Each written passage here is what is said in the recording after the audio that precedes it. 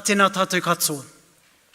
E mihi ana ki ngā ahika o tēnei whenua ko Ngāti Wairere, ko Ngāti Haua, ko Ngāti Kuroki ka Hukura, ko Ngāti Mahanga me Tamuini Pō.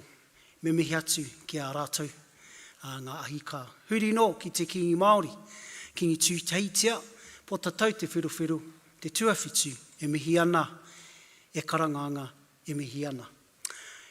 E noho ana ia kei te whenua o Ngāti Wiwi i tēnei wā, haere atu rā i te kingi, tēnei takumihi. Kia tātou katoa, i hui hui mai nei, i raru i tēnei tuanui, i tēnei pō, tēnā koutou.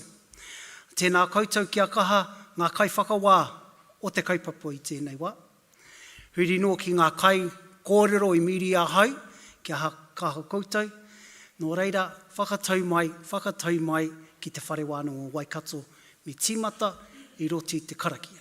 A whakataka te hau ki turu, whakataka te hau ki te tonga, kia mākina kinu ki uta, kia mātara ki tai, kia hi aki ana te atākura, he tio, he huka, he hahu, tiei, mauri ora. Ko taku mihi whakamitunga ki te kaiwhakairo o te taonga i hoatu ki te kaupa i nai nei, kia mu, tēnā koe, tēnā koutou, kia ora tātou katoa.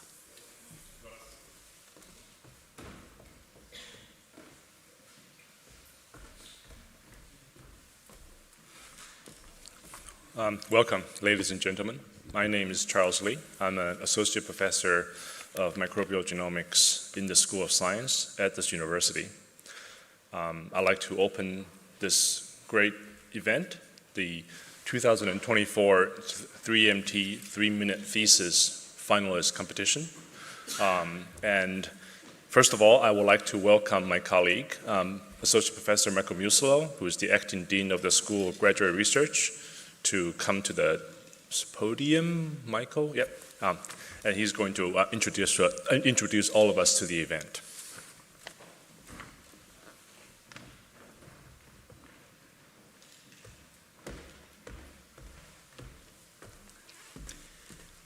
Tēnā koutou katoa.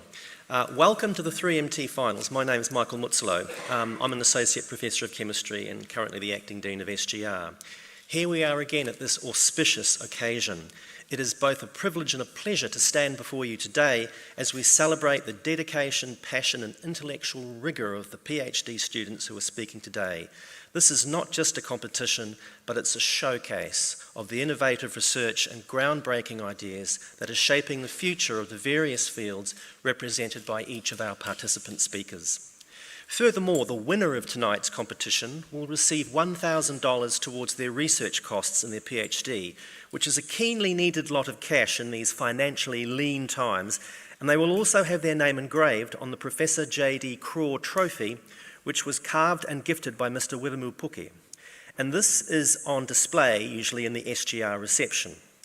The winner will also be the university's representative in the Asia Pacific Virtual 3MT semi-finals held on October the 8th of this year, and potentially, if they win that, then they could participate in the Asia Pacific Virtual 3MT finals on October 30. The runner-up of today's competition will also get $500 also to use for research costs. PhD research, as many of you appreciate, is a journey marked by curiosity, perseverance, and countless hours of hard work.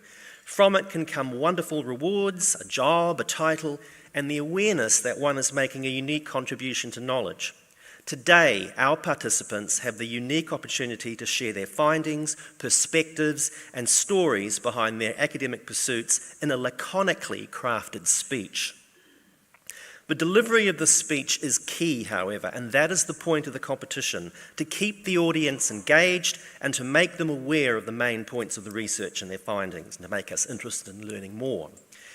As a lecturer, I can say when I'm delivering information that the most telling and silent critique of your speaking style can be when you cast your faces on your hopefully attentive audience.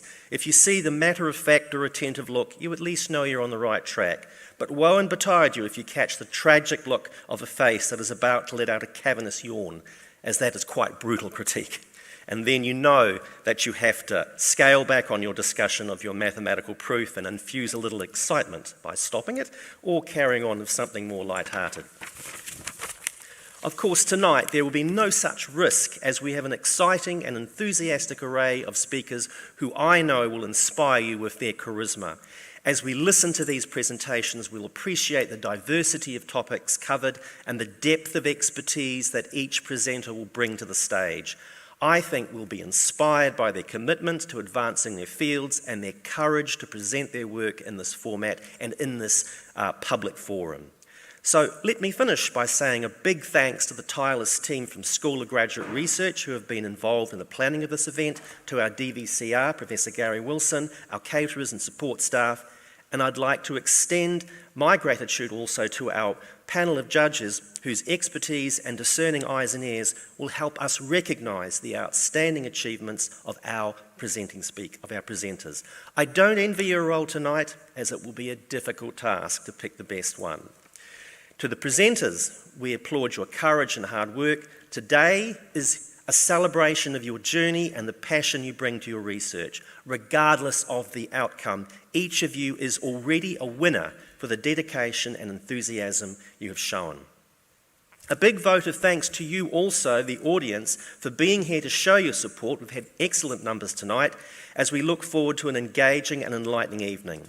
Remember, as the audience, you have the opportunity to have your say also in the People's Choice Awards. There is a QR code in the booklet that is provided for you so you can digitally vote. And for those of you who find yourself tonight without a cell phone, there will also be an alternative way to do this. So, let the presentations begin, and the best of luck to you, our presenters. Thank you very much.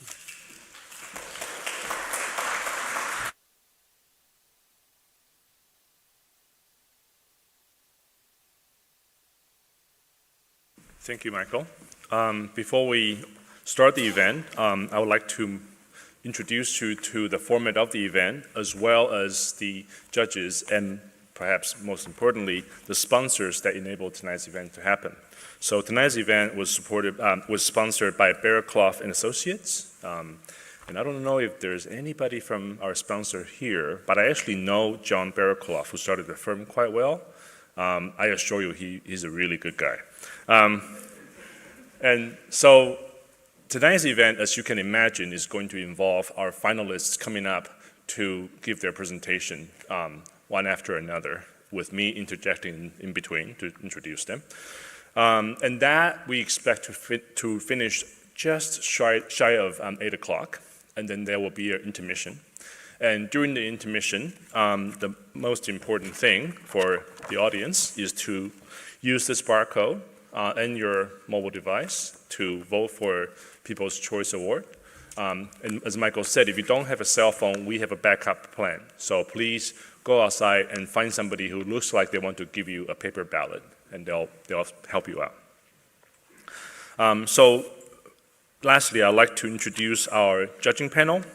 So first of all, we have Professor Tangiwai Dewi. Tangiwai is Te Amo Kapua o Te Pua Wananga ki Te Ao Nu Waikato. So she's the Dean of the Faculty of Māori Indigenous Studies at our university.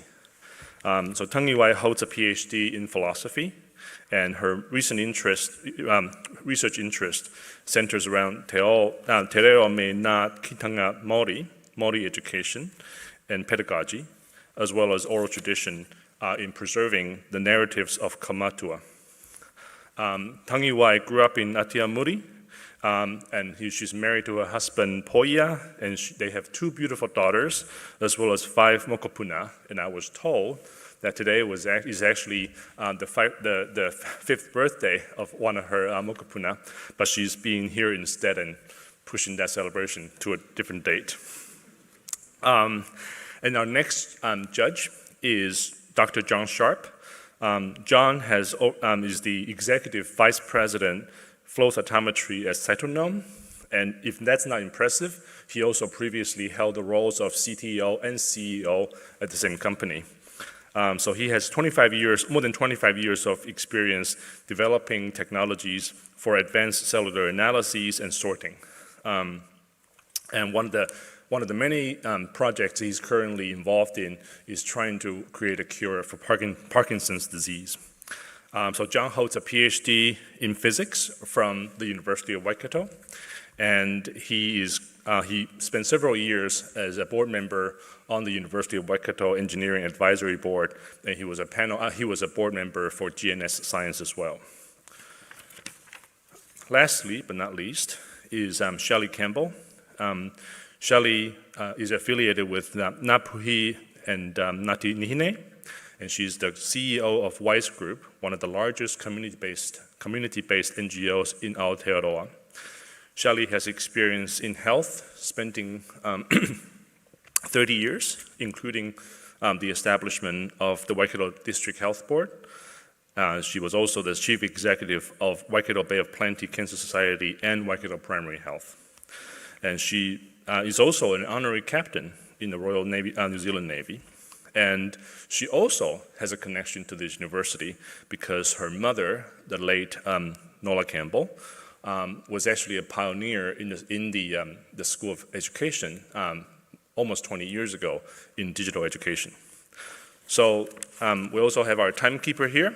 And if you see him, oh wow, I'm getting ahead of myself. But the way it will work, okay, for the contestants is that obviously, as the name implies, they have 3 minutes.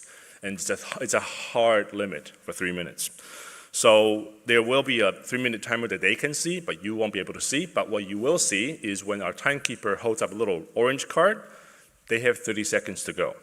And when the bell rings, they have to stop talking, okay? I know I'm not helping them with their stress right now, so I'm not gonna go talking about what happens if they keep talking after the bell.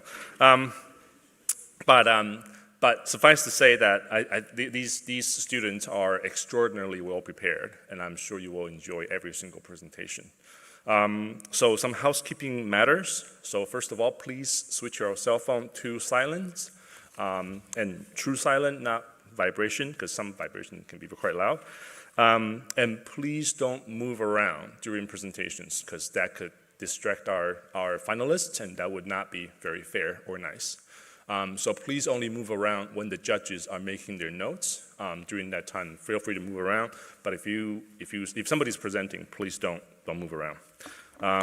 And for evacuating procedure, please exit in an orderly fashion out of these doors, the same doors you came in the event of an emergency. And without further ado, I would like to start with our finalists. So our first finalist is Simna Russek, and her research is to conduct statistical analysis of historical data to understand the future under climate change.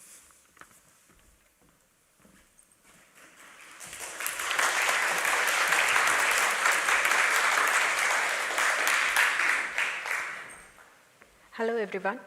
Have you noticed summer is getting more hotter and winter is more severe now? And these extreme weather events like flood and storm are more frequent. Climate change is real, and it is a real threat to our planet. But there is still hope, even though we are at a stage where we cannot completely stop climate change, but we can build resilience towards it. CDC has outlined 5 steps to design and develop a climate change adaptation plan. In my research work, I am focusing on 3 of those steps using machine learning and artificial intelligence. Nowadays, whenever we talk about artificial intelligence, everybody will suddenly start thinking about ChatGPT and large language model, but it is far more than just ChatGPT. I'm using machine learning to forecast the influence of climate change in 3 critical areas: agriculture, ecosystem, and healthcare. I have already developed a sustainable crop yield forecast model using environmental factors, and also developed a soil moisture prediction model. The result from my soil moisture prediction model is used to understand how native trees are helping reducing soil loss and improving water quality. And currently, I am working on an infectious disease forecasting model for a digital twin. Now you're wondering what is digital twin. Digital twin is nothing but a virtual replica of our real world. I am using multi-sources of data and feeding into this digital twin. The data that I am feeding in is healthcare data, socioeconomical data, weather data, and climate modeling data. Then I am analyzing the trend and the relationship and the interplay between these key factors in these critical areas. This will help us to understand vulnerabilities. Based on that, we can design and develop targeted intervention and adaptation plan. For example, we can predict infectious disease in different stages of heat wave in digital twin. That result can then be used in healthcare to trigger an early warning for vulnerable population. My project lays a groundwork for developing a climate change adaptation plan. By combining multiple modeling methods, we can build strong plans and apply in real-world application. This research work is a small step towards bettering our planet for the future. Thank you.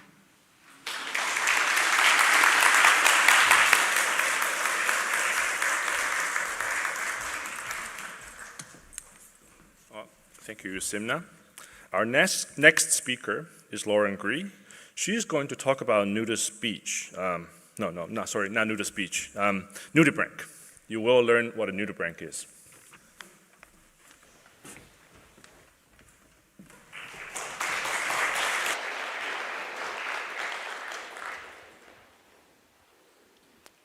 The ocean is such an amazing environment. So how would you feel if the next generation of pharmaceutical drugs were inspired by the complex and wonderful marine world? Imagine the scenario where tomorrow your treatment for a nasty tumor or long-standing chronic pain comes from the marine environment. But what if I told you that this is already the reality? At this very moment, 13 drugs derived from the sea have already been approved and are used in the treatment of cancer. But the world is in constant need of more efficient and diverse drugs. By investigating shell-less sea slugs or nudibranchs, my research aims to find new chemicals with pharmaceutical applications. Nudibranchs are colorful and resourceful organisms, and some can feed on chemically defended marine sponges and steal these chemicals to deter predators. This way, they kill two birds with one stone: nutrition and chemical protection. Smart, right? It is much easier to analyze the source of these chemicals, large sponges, rather than the tiny sea slugs. But I still need to find which sponge they eat. And to do that, I have designed food choice experiments to determine their favorite sponge. In the same way that you prefer chocolate to Brussels sprouts, nudibranchs also have preferences. I am putting my trust onto the sea slugs to guide me towards sponges full of useful chemicals. And these sea slugs haven't led me astray yet, with this gold margin nudibranch showing a strong preference for a mysterious black sponge. I analyzed the sponge and was able to discover 5 new chemicals, including denugate H. In my research, I am a chemical detective, uncovering new compounds from nature. These compounds showed some activity against a human cervical cancer cell line, and further testing is currently ongoing. And who knows, maybe the next time you go to the pharmacy, you will think about these sea slugs helping us find the medicine of the future. Thank you for your attention.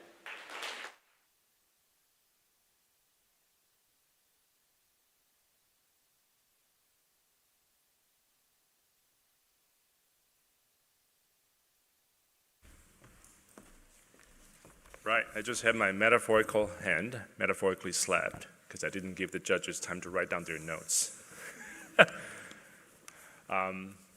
because it's actually quite bright. I couldn't quite see the judges. Right, so that was a really interesting presentation, and my joke completely failed to land. And now I'm trying to find time. Okay, now I have a new challenge because I need to fill this time while the judges are making their notes without distracting them. So I hope that clarified what a nudibranch is. A nudibranch is basically a shellless,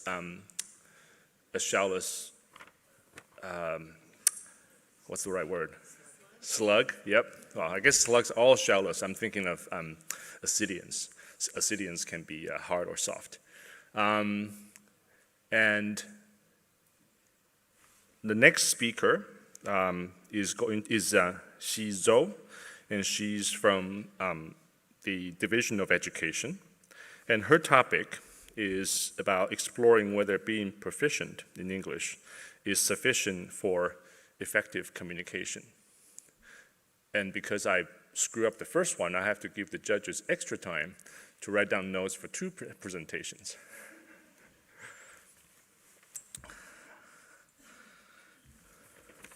Right. This is awkward. I assure you my lectures are normally better than this. Yes? You don't need to say anything. You're welcome to talk amongst yourselves while the judges speak. Oh, that's... We can have some backup music if you'd like to play some music while we wait. It's fine. That's a much better plan, thank you. Right, well, without further ado, here's our next finalist.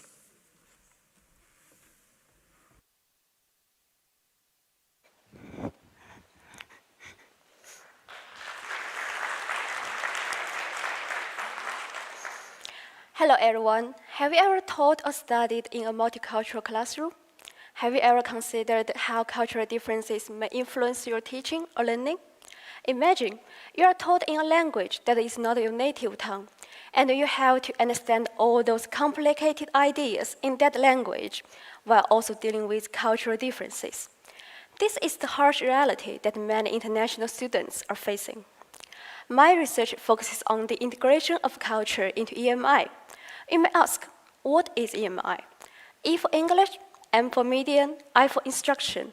So EMI stands for English as a medium of instruction. English is used to teach subjects in many countries, where their first language may not even be English.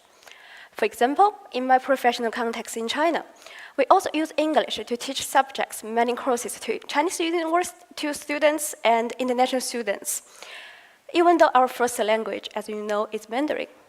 Then culture. What is culture? Is culture really essential in an EMI course? And how can we really integrate it? These are the questions my research aims to explore. Why is this research important? Globalization has made English the global language.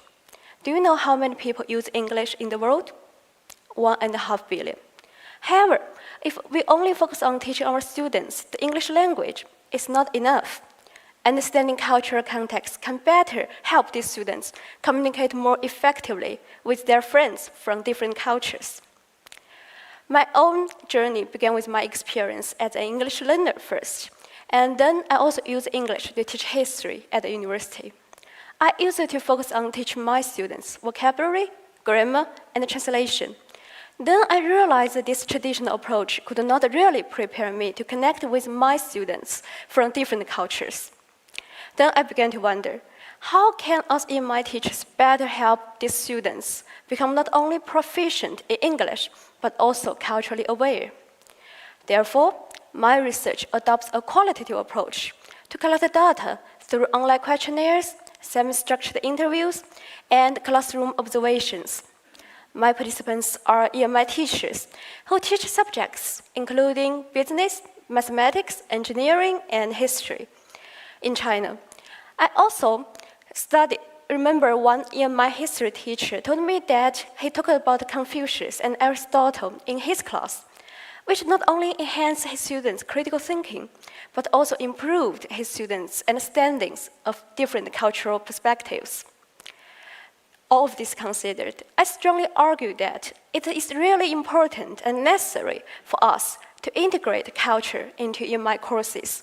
Thank you.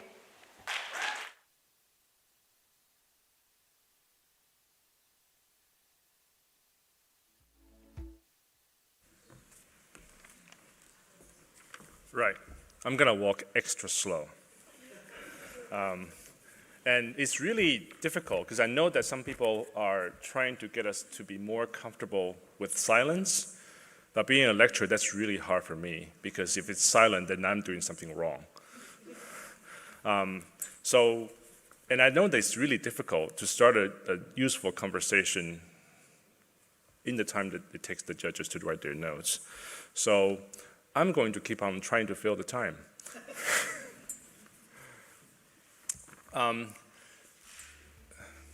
No, I'm not going to talk about the presentations. That would not be fair.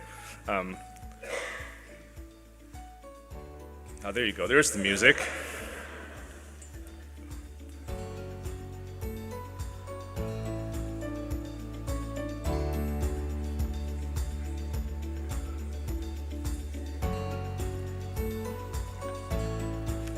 Right. Our next presenter is Mustafa Pasandideh from the School of Computing and Mathematical Science, talking about how we can facilitate New Zealand's transition to a zero-emission electricity generation.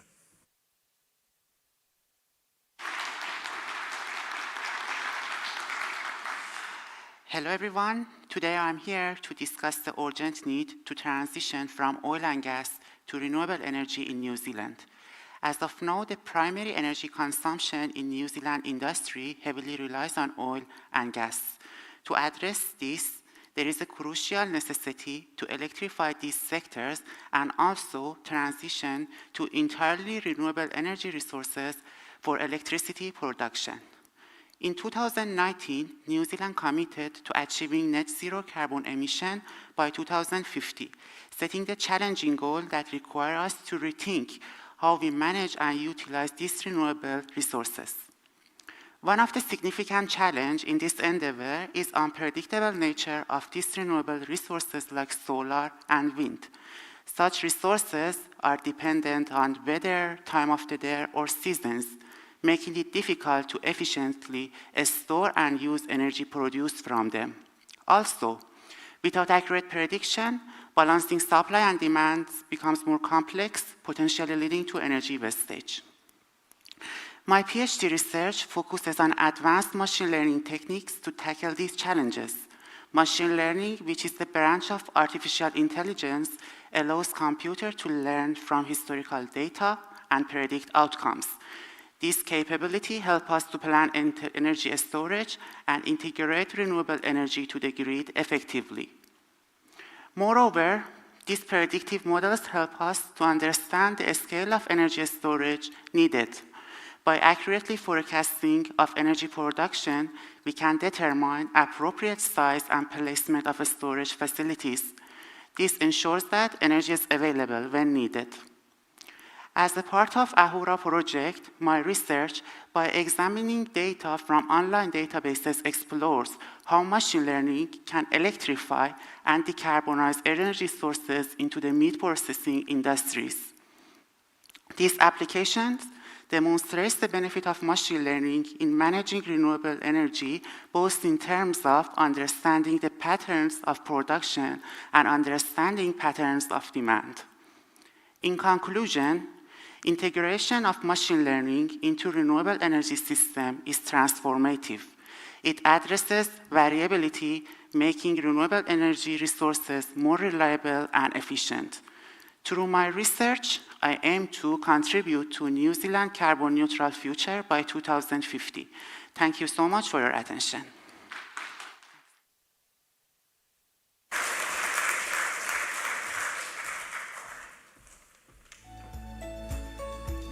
It is quite amazing how much information the contestants managed to pack into 3 minutes. I'm very glad I didn't have to do one of these because as some people in this room know, one time when I was giving a presentation at a conference, I went over time so much that they practically had to drag me off the stage. And I also have a colleague one time that she was giving a presentation and she had gone over twice the allocated time. And I had gone all the way up. I was literally standing next to her. I was breathing down her neck. Didn't affect her at all. She just kept on giving her talk as if nothing happened. So I think it was, and being up here, it's quite intimidating. And I've done quite a bit of public speaking, and I get nervous. So I can only imagine what it's like for these students.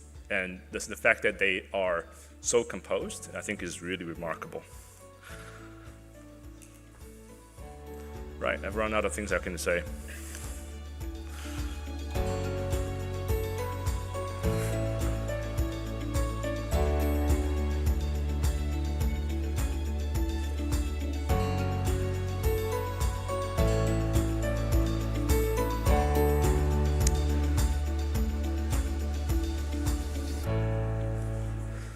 Right, our next speaker is Sheeran, the much more famous Zane Sheeran than Ed Sheeran, and from the School of Psychology. He's going to talk about can sustainable practices in the workplace improve productivity?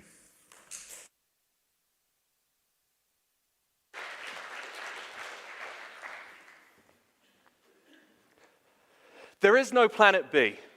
This is the message that we've been hearing from environmentalists for the past century.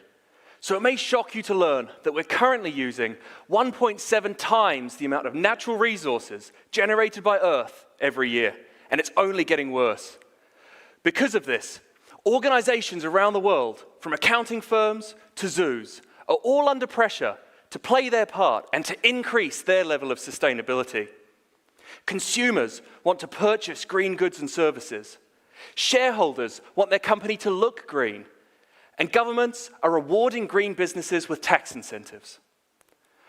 Organizations are also under pressure to increase the level of well-being in the workplace. Reports from around the world show that well-being is at an all-time low. And this isn't just a personal problem. Low levels of well-being in the workplace result in employees taking time off without a valid reason, having low levels of performance and productivity, and ultimately handing in their notice and looking for work elsewhere. And this comes at a huge cost to the global economy, estimated to be around $1.6 trillion each and every year. So wouldn't it be great for all of us, and more importantly, for our planet, if our employers' sustainability increased our well-being? Not only would being greener result in a happier, healthier planet, but happier, healthier workers too. And this is what my research looks at, with the ultimate goal of providing further benefits for why organizations should focus on going green. 2 studies and hundreds of survey results later, we found positive and significant links between how green a company is seen to be by their employees and their employees' well-being and performance. My next study, which is currently underway, investigates if increasing an organization's sustainability causes an increase in employee well-being and performance. And we're doing this by working with businesses and measuring employee outcomes before and after increasing their sustainability. But why is this important? Organizations wield a lot more power and influence than individuals do when it comes to making impactful changes. They can drive large-scale sustainability projects and change norms. So by integrating sustainability into our organizational practices, we can solve 2 major issues at once: boosting employee well-being and performance, whilst also protecting our one and only planet. Thank you.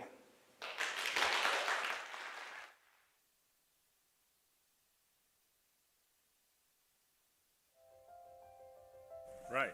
So my good friend Fetu gave me a great idea to a topic to talk about, which is the origin of the 3MT competition. So the 3MT competition was started in 2008 at the University of Queensland, which marks the second thing that Queensland has contributed since Crocodile Dundee. And I think that I would say that Crocodile Dundee is maybe maybe just as entertaining, but I think there's people learn a lot more from these 3MT competitions than they do from that film. I think the main takeaway there is that Australians walk around with giant knives. I think that was the main takeaway. And I've been in New Zealand long enough to know that it's always funny to make fun of Australia.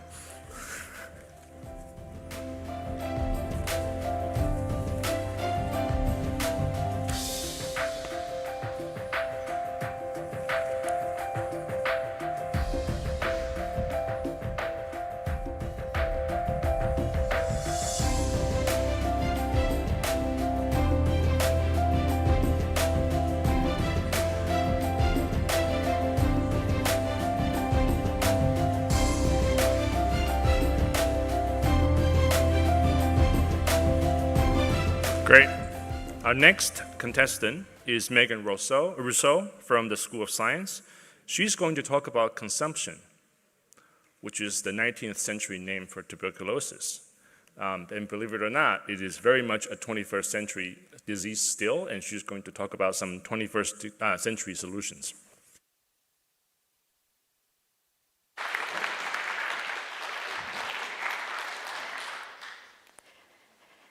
Imagine an enemy that can invade your body, lie dormant for years, and then awaken to wreak havoc.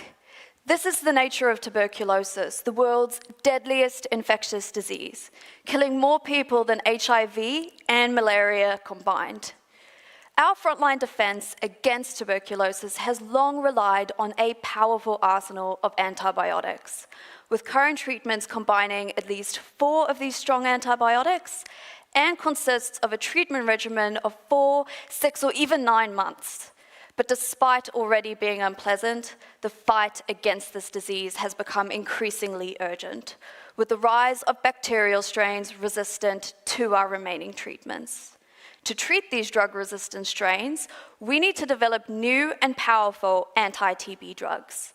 But first, we need to understand how tuberculosis remains resistant to even our most advanced treatments. So in bacteria, DNA acts as the battle plans, outlining strategies to survive antibiotic and immune attack. It contains the genetic code that directs the production of proteins, which acts like an army of soldiers defending against antibiotic threats. A strategy tuberculosis uses to remain resistant is DNA protection from damage, and a crucial protein it uses to do this is LSR2. This protein is essential in antibiotic resistance. It turns on the genes needed for survival, allowing the bacteria to produce more defensive proteins, and it acts like a molecular shield, protecting the DNA against antibiotics and environmental dangers. As LSR2 is essential in bacterial survival, we believe that by inactivating this protein and removing that molecular shield, we will kill the bacteria. Therefore, developing drugs that target LSR2 could be key to stopping tuberculosis in its tracks. But to do this, we need to have a solid understanding of what LSR2 looks like and how it functions inside the cell. But this can be difficult, as proteins are incredibly small and require specialized techniques and equipment to be seen. My research aims to use these techniques to visualize and measure the function of LSR2 in the cell, looking at exactly how this protein shields DNA and reveal what LSR2 looks like for use in drug design. So far, I have isolated LSR2 and am on my way to obtaining the 3-dimensional molecular structure of this protein. This will be essential in uncovering key molecular details, allowing us to add powerful new weapons to our arsenal in the fight against antibiotic-resistant tuberculosis.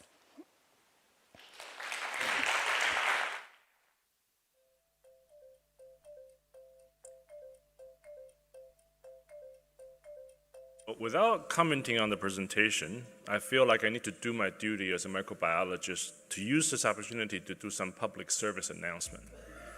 There are things you can do, in addition to the brilliant things that people like Megan are doing. There are things you can do to slow down our losing war against antibiotics resistance, okay? First of all, don't take antibiotics unless you've been prescribed it. And if you go to the doctor, and the doctor, look carefully at what the doctor prescribes, okay? Because if it's a viral disease, antibiotics does nothing. And if you are unfortunately prescribed antibiotics, please take it as prescribed, okay? Don't skip one. Don't stop because you're feeling better. That's how you breed resistance. So these are very simple things, right? So don't take antibiotics unless you really need to. And if a doctor prescribes you antibiotics unnecessarily, tell them that you noticed, because not everybody's on board, right? Some of them need to be told by the patient that this is not okay. It's not okay to prescribe antibiotics like candy. And if you do have to take them, please take the entire course. Don't finish early because you're feeling better. All right, so that was my public service announcement. Right. Our next speaker is Kushalata Baral from the School of Health. She's going to talk about understanding the mobility challenges of an aging society.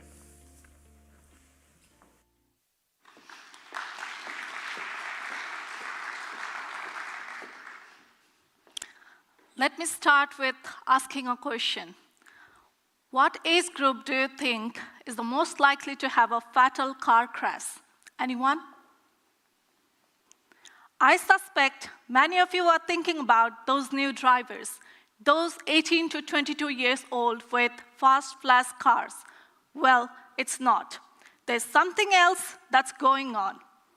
Mortality rates following a car crash are highest among older people, those over 65 years. And the older you are and you're still driving, the risk continues to escalate. Does that surprise you? This is something that has been known about for a long time, but much of our focus has been on the younger drivers as compared to older people. This is why I am here and my research is all about reducing road accidents and fatalities among older people. There are many reasons to this, but one of the most pressing ones relates to cognitive impairment. Surely though, older people with cognitive impairment should stop driving. But it's not as easy as saying, well, now we are done driving. Driving a car often means independence, and you take that away, the quality of life of that older person changes, invariably worse for the family member and healthcare team supporting that person. What can we do? What is the best way of managing this situation? This is where my research comes in. My mixed method two-phase study started last year. This year, in coordination with Health New Zealand and Dementia New Zealand, I have run 5 focus groups across the Waikato region, bringing together 30 family members of people with cognitive impairment. The preliminary findings have suggested some important issues. First, conflict among the family members about how to cope with the lack of transport and family available to them. Second, danger. Increased risk of accidents when you are driving a vehicle when not fit to drive. Third, no one knows, or shockingly inadequate oversight of how the healthcare system works. And who holds the decision? Dilemmas created by inconsistent diagnosis of the fitness to drive. Well, this is just of the preliminary findings, and in the next phase, I'd like to continue with conducting a national survey and extend to the rest of New Zealand. Thank you.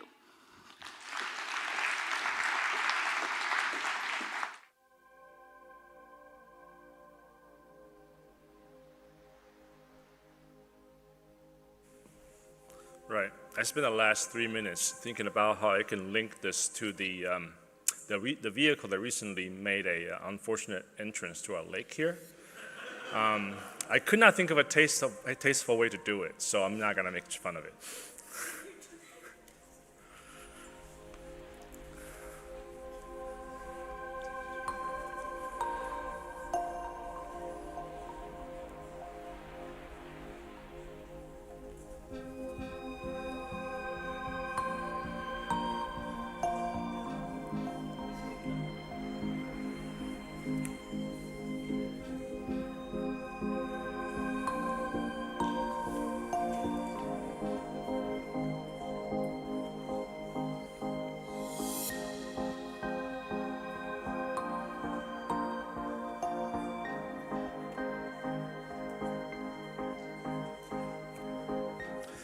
Great. Our next speaker is Nikki Webb from the School of Science. She's going to talk about her exploration of the invisible partners of pasture grass to improve agricultural sustainability.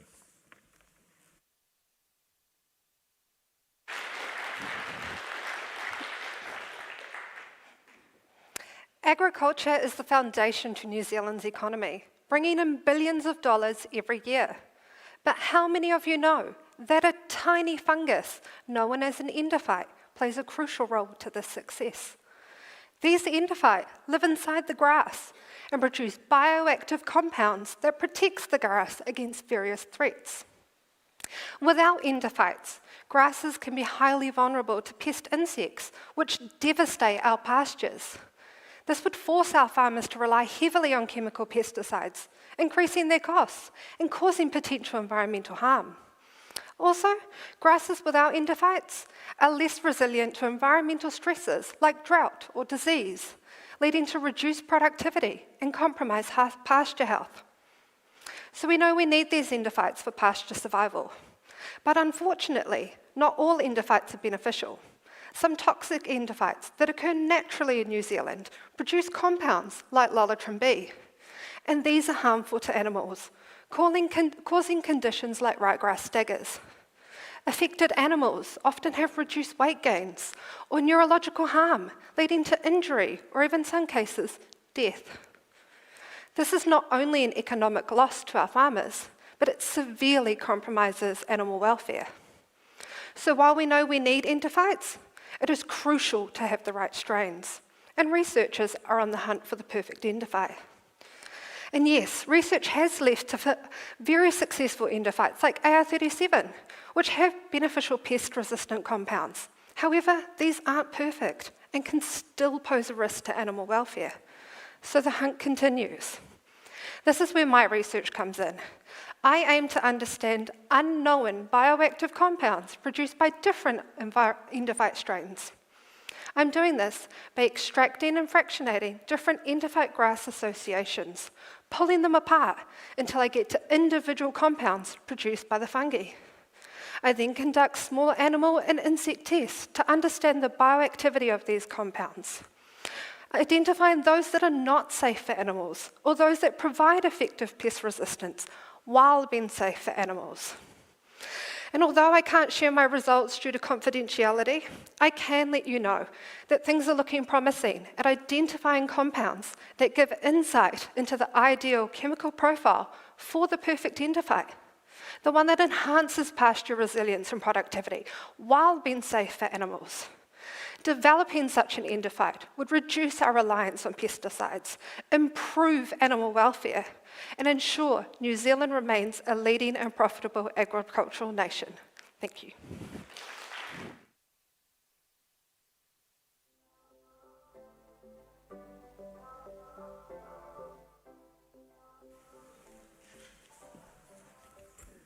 Right. I could go with sheep jokes, but I think it gets old pretty quick. I actually have done some work on pasture grass. Not a joke. Not everything's a joke. Yeah, these endophytes are amazing. But another thing I could say, I suppose, is that not all forms of meat have the same greenhouse gas footprint. So that's something for you to think about and something for you guys to do some homework on. So maybe go home, ask ChatGPT, what are the relative carbon footprints of different types of meat? You'll be surprised by the answer. And here's a hint. It's correlated with their cost. Good?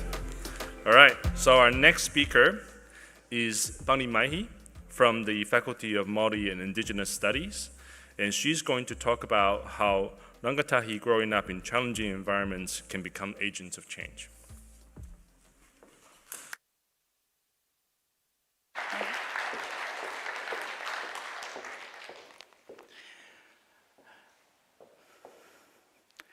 Tēnā koutou katoa, he iri tēnei no Waikato Maniopoto ko Bonnie taku ingoa.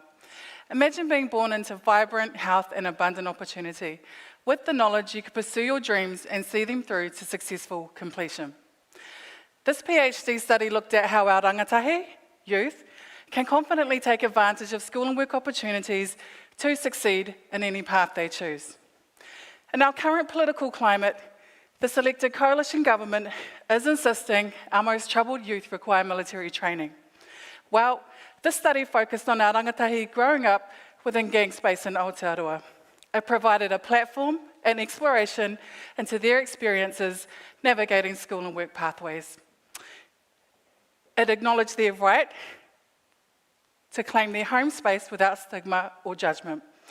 Their stories, pūrākau, were captured and surrounded by the protective voices of adults who were these same rangatahi at one point, alongside mothers and members themselves. All stories shared were open, honest, and heartfelt. All those I spoke to were aware of the challenges. The selected coalition government is also vocal about their tough on gangs approach. The study highlights a tough on gangs approach as a tough on families approach. Let me tell you, for our youth located in these spaces, witnessing the ongoing incarceration of their whānau members will impact their ability to succeed. Despite this, findings show if rangatahi and their whānau can make sense of their experiences, they have the ability to become powerful agents of change. If one can endure and overcome layers of marginalisation, stigma and judgment, institutional and societal racism, cultural displacement and dislocation, and still manage to achieve, to succeed, to grow, and to prosper, well, you become a powerful agent of change. Another key finding is an ongoing connection to te ao Māori provides solid grounding for our rangatahi to succeed. Again, this coalition government is determined to disregard te tiriti o Waitangi and Māori in the process under the guise of promoting equality for all. This study then is a contribution to this new era where the suppression and oppression of different groups can no longer be overlooked. Final acknowledgements to my whānau. Growing up within a gang-affiliated space, the study allows me to acknowledge the resilience and humanity of those navigating complex societal challenges and to recognise we do so with strength, courage, and the ability to be unapologetically ourselves. Kia ora.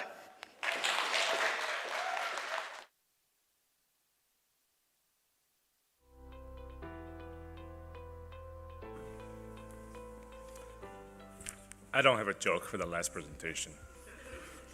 I will point out, though, that we are running about 20 minutes ahead of schedule. I would like to think it's because the contestants have been wonderful at keeping to their time, but I think the reality is because the judges are taking a pity on my ability to maintain more than 2 minutes of speech, so they're taking their notes very expediently. But nevertheless, if things go according to schedule, you get 20 minutes of your time back.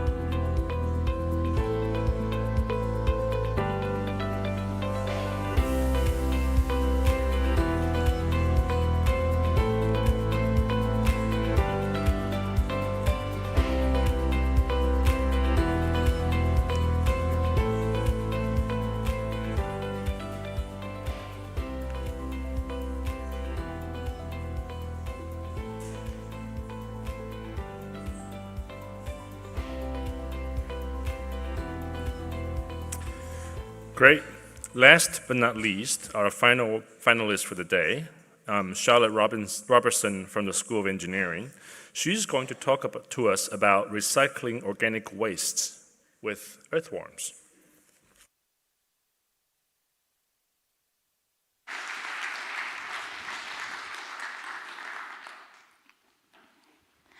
Making food makes organic waste. There are options to manage these, but some wastes are just difficult to deal with. Like sludges from chicken processing. They can be commercially composted, but only small quantities. Paper can be recycled, but not if it's contaminated with food. Normally, these wastes are landfilled, this is a very poor use of nutrients because globally, we face a dual crisis of widespread nutrient pollution and nutrient deficits. We have interrupted nutrient cycles. Excess nutrients are not returned to productive soils to make more food. Instead, they are lost to the environment as pollution or landfilled as organic wastes. So, what is the solution to our nutrient crisis? Circularity, recycling our nutrients. For example, chicken processing plants produce excess nutrient-rich sludges. Farms import fertilisers to replenish nutrients harvested in crops. One system has an excess of nutrients, the other a deficit. But the raw processing sludge is a poor substitute for fertiliser. So what is the intermediate step? The recycling solution. Vermicomposting. Earthworms turning organic matter into vermicast. Earthworm poo, an excellent plant food. But earthworms cannot eat raw processing sludge. They need a carbon source to create the right balance. The bread for the jam sandwich. We can divert non-recyclable paper waste from landfill to meet this need. I am researching how non-recyclable paper waste and chicken processing sludges can be vermicomposted together and how the vermicast from this can improve food production.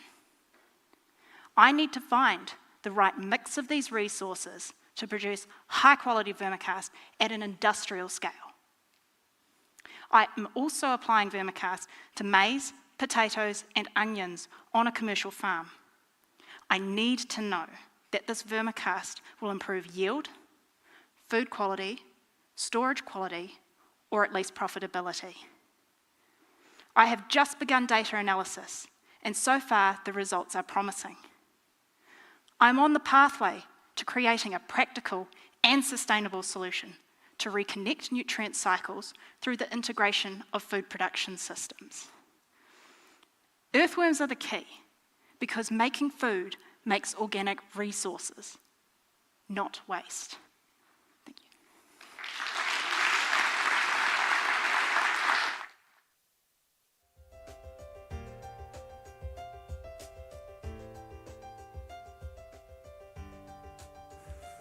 Right, I still have to drag out time a little bit because we need to give Charlotte time to get to the seat.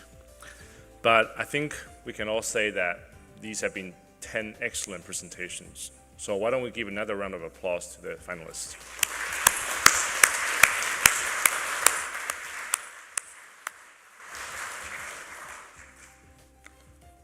So before we close for intermission, I would like to invite all the finalists to come back on the stage. Please. Yes, that's you, U10.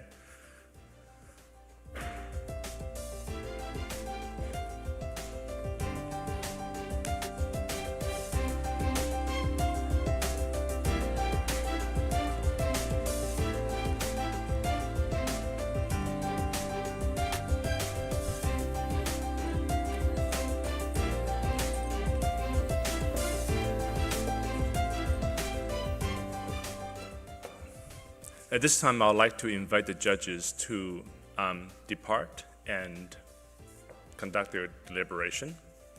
So we'll just wait quietly while they do that.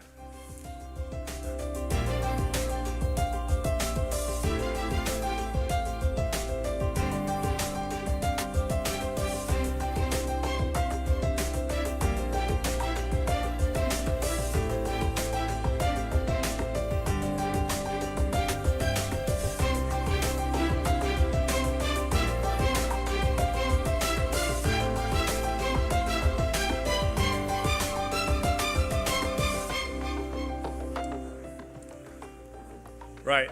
Well, before we go into intermission, can we just have another round of applause for our 10 finalists?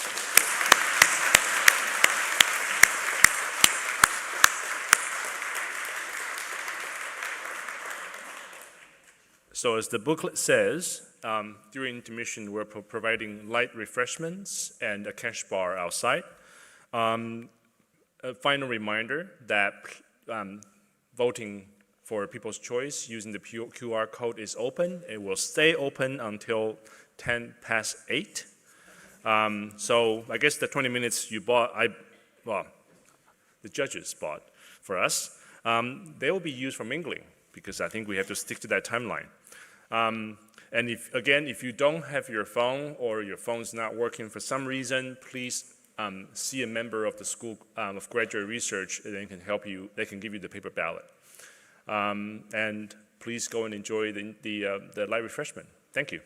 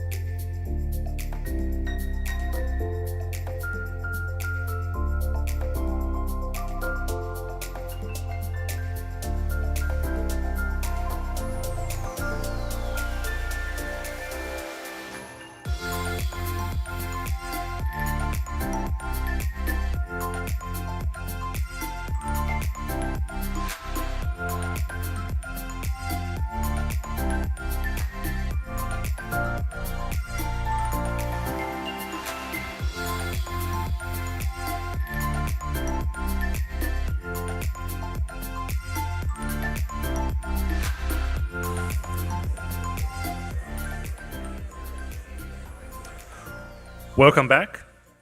I hope you had a bit of kai, something to drink maybe, but not if you're driving, of course. And we are now ready to commence with the next portion of our competition tonight. And of course, our contestants are already on the stage. And right now, I'd like to welcome our judges, as well as Wadamu Puke, to come onto the stage, please.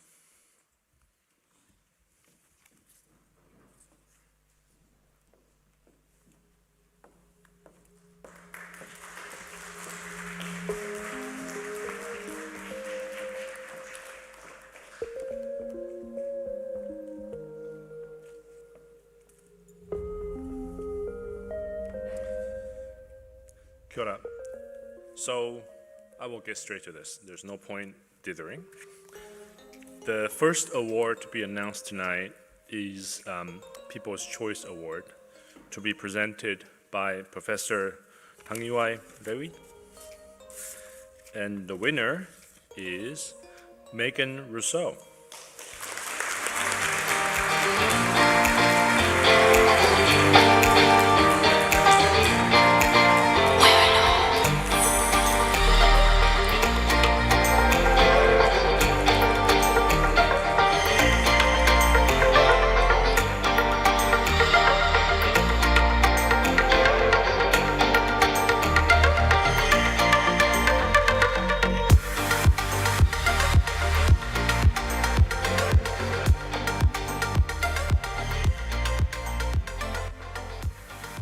The next award is the runner-up, to be presented by Dr. John Sharp.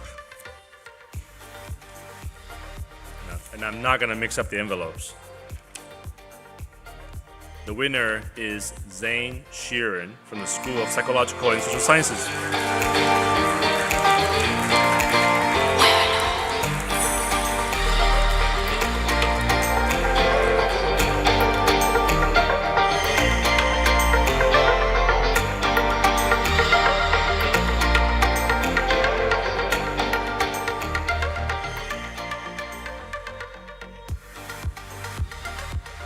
The next award is actually not in the program because the judges had a really hard time. So we are awarding another additional award for highly commended, to be presented by Shelley Campbell. And the winner is Bonnie Maihi.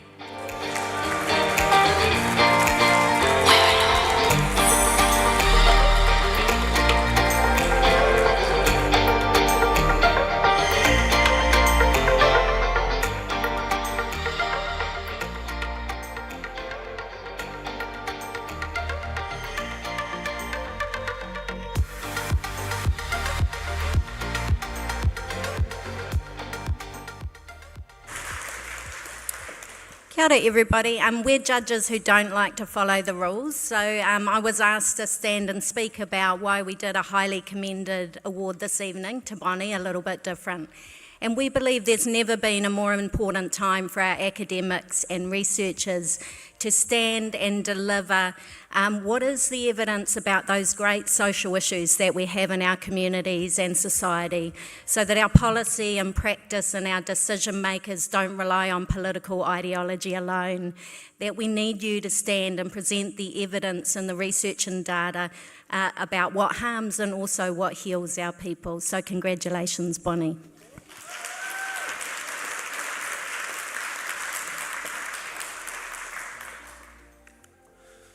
And before we announce the final award, I'd like to invite Wadamu Puke to talk about the Professor John D. McCraw Award.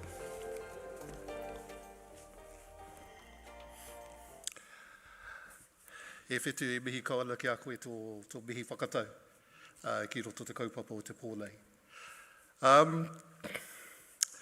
The scariest committee I've ever gone up against is called the Aunties Committee. I have an Aunties Committee on my marae. I think they're more scarier than anyone else. But anyway, now that I've reached that age, I'll probably be on the Uncles Committee trying to keep the Aunties Committee in check. Best of luck for me for that. I'm just going to talk briefly about Professor John McCraw. Professor McCraw was an emeritus professor of his sciences at the time I knew him, but he was also one of the foundation professors of this university in the area of earth sciences. I first met Professor McCraw while I was giving a demonstration of the use of traditional making stone adzes and tools at the Waikato Museum in 1995. He sat in the armchair in the top gallery and watched for 6 hours, me flaking obsidian, all sorts of array of stone, in terms of reviving the traditional ancient techniques on how stone tools were used by Māori before European contact. So incidentally, the trophy that I carved is a replica of one in the British Museum, which I entirely carved with greenstone chisel and stone adze. But it's also a symbol of a taonga or treasure that was usually held by the tohunga ahurewa, the most esteemed tohunga or priest of the old world, who officiated inside our ancient schools of learning, the whare wānanga.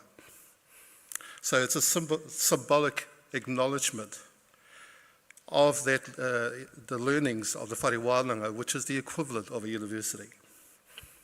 So I got a good mind to go to London actually and swap it, take my one over and swap it for the real one and bring it back. They wouldn't know.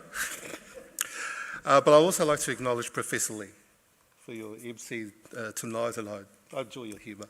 I think you and I are going to get on really well.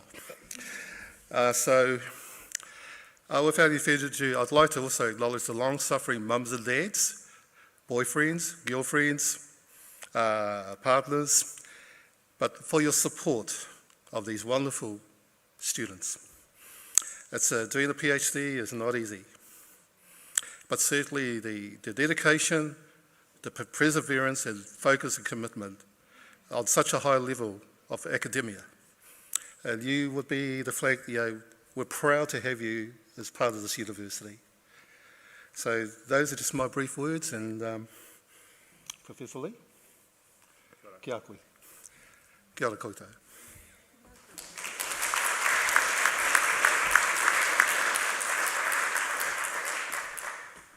Thank you, Uramu, for that wonderful kōrero. And now for the overall winner. The overall winner of the University of Waikato 2024 3-minute doctoral thesis competition is Megan Rousseau.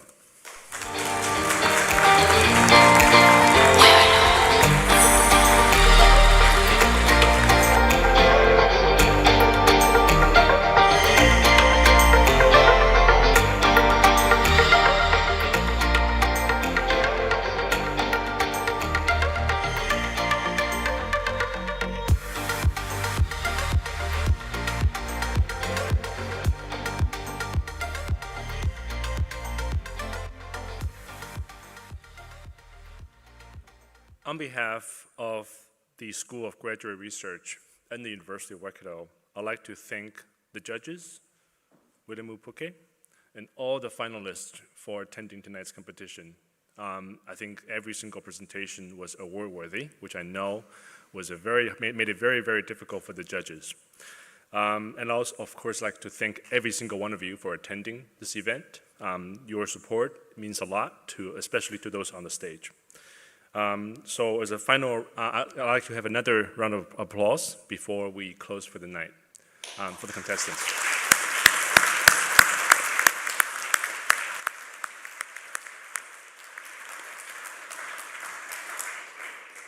And now I'd like to invite my friend Fetu Takomo to give us the closing karakia for the event. Thank you all. When much of our attention has been focused on our physical athletes overseas, it's good to come here this evening and listen to some intellectual prowess as well. Kia tau, kia tātou katoa te whai o tō tātou ariki hu kraiti me te aroha o te atua, me te whiwhinga tahitanga ki te wairua tapu ake, āmene. Thank you everyone. Safe travels home.